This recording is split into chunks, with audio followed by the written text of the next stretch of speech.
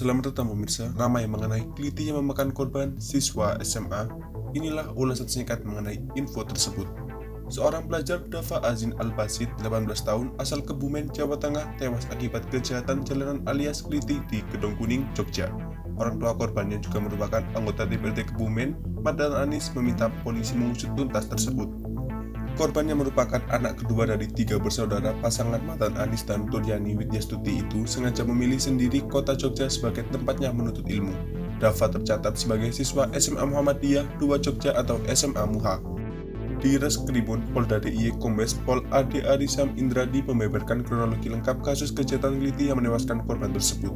Ade menceritakan bahwa peristiwa naas itu bermula saat kelompok korban yang terdiri dari 5 motor dengan 7 orang mencari makan di sebuah warmindo.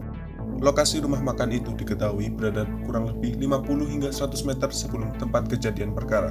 Saat itu, beberapa orang dari rombongan korban sudah turun untuk proses pemesan makanan, namun memang sebagian besar masih berada di motor baru akan turun. Kemudian, lewatlah 2 motor yang digunakan oleh 5 orang yang membelayer seperti nada mengejek.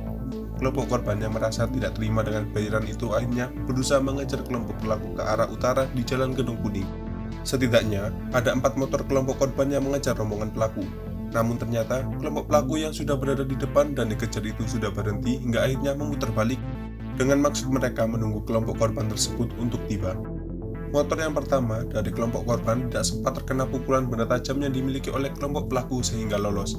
Korban yang berada di motor kedua, posisi dibonceng di belakang karena yang memboncengkan mengelak kena ke mukanya korban, sehingga korban mengalami luka di mukanya akibat kekerasan benda tajam.